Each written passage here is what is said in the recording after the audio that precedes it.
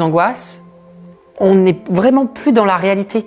Enfin, on a vraiment l'impression que c'est un truc horrible, que les gens vont me juger, enfin limite pas me taper, mais ça devient un truc énorme.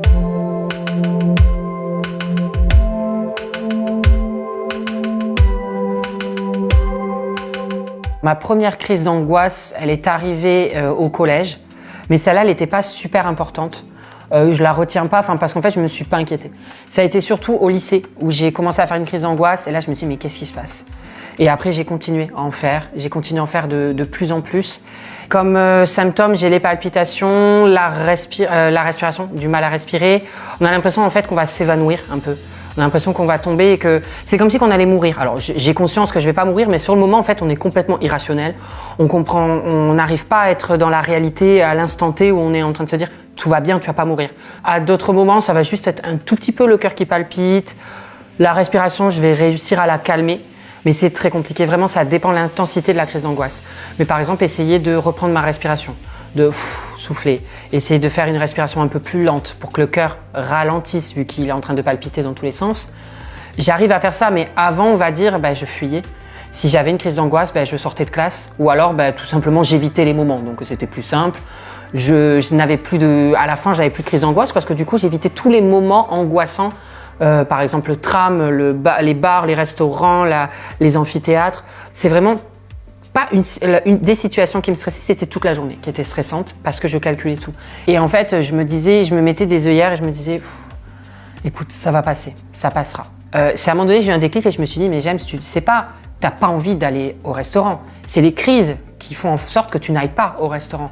Et c'est là la différence. Moi, comme je disais à ma psy, je disais, j'aimerais moi me dire, je veux pas aller au resto, mais parce que c'est mon choix, pas parce que c'est les crises d'angoisse qui me disent de ne pas y aller. Donc là, je me suis dit, il faut que j'y aille. Et c'est à ce moment-là où j'ai eu un déclic et je me suis dit, il faut que je consulte. Alors, le premier stade, ça a été le psychiatre, mais j'y croyais pas trop. J'y allais, il me disait de faire des choses pour essayer de travailler, faire un peu d'exercice, de prendre le tram et tout. Je le faisais pas. J'étais pas très concentrée. Et puis, il n'y avait pas vraiment le feeling. Après, il y a eu l'hypnotiseuse, où là, ça me faisait beaucoup de bien. Mais pareil, j'ai pas eu l'impression. Je pense que l'hypnose, c'est très bien. Mais moi, je pense qu'il n'y avait pas. Voilà. Quand j'ai vu ma psychologue, déjà à l'avant, j'avais entendu parler d'une thérapie de EMDR. Et du coup, je me suis dit, j'ai vu qu'apparemment ça marchait. Donc voilà, moi, je me suis dit, on va faire ça. Des fois, c'est juste en fait qu'avec le thérapeute, il n'y a pas de feeling. Moi, là, je suis tombée sur une psychologue où il y a le feeling et ça, je vois que ça marche. Bon, si je suis là, c'est déjà que ça marche quand même pas mal. Déjà, alors au début, pas les crises d'angoisse. Parce qu'en fait, c'est pas de la magie. On va pas chez un psychologue en se disant une séance, hop, les crises d'angoisse, c'est fini. Non, ça marche pas comme ça. Quand ça fait plus de 10 ans que je me les trimballe, ça peut pas partir au bout d'une semaine. Donc, on a d'abord essayé de traiter des choses de mon enfance. Et je me suis rendu compte que, par exemple, mes émotions, j'arrivais pas à les gérer. Par exemple, je pleurais jamais.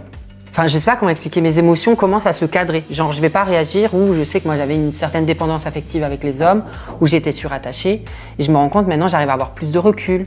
Plus de recul sur les choses, de voir les choses un peu différemment, un peu mieux. Je pense qu'en fait, le moment où j'ai remarqué que là, on allait vraiment sur le chemin de la guérison, c'est quand j'ai fait de l'EMDR avec la psy et à un moment donné, j'ai vu une image comme une porte, la porte du bonheur avec une lumière derrière. Ça peut être très imagé, hein. Le subconscient peut faire de tout et n'importe quoi. Et je vois la porte s'ouvrir avec de la lumière derrière qui représente le bonheur. Et à partir de cette séance-là, j'ai remarqué que ça commençait à se dégoupiller. Alors la porte n'est pas complètement ouverte, hein, le chemin n'est pas encore fini, mais à chaque séance, ça s'ouvre un petit peu plus. Une bonne partie de la clé pour s'en sortir, c'est aussi être à l'instant présent.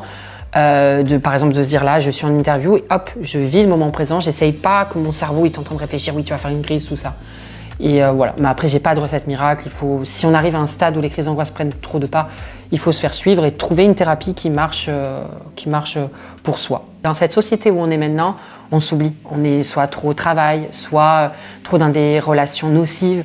On s'oublie de tous les côtés. Et je pense que il faut se retrouver. C'est pas égoïste de se retrouver. C'est pas égoïste de s'aimer et d'essayer d'aller de l'avant. Enfin, moi, je vois maintenant, c'est pas encore complètement. Je m'aime pas encore complètement à 100%. Mais je me rends compte que c'est beau quand même. Enfin, c'est la principale des choses en fait, de s'aimer. Et c'est comme ça qu'on avance, c'est comme ça qu'on rencontre de belles personnes, c'est comme ça qu'on fait de belles choses. C'est déjà en étant en accord avec soi-même, en étant bien. Donc vraiment, ne vous oubliez pas et faites attention à vous et chérissez-vous, c'est le plus important.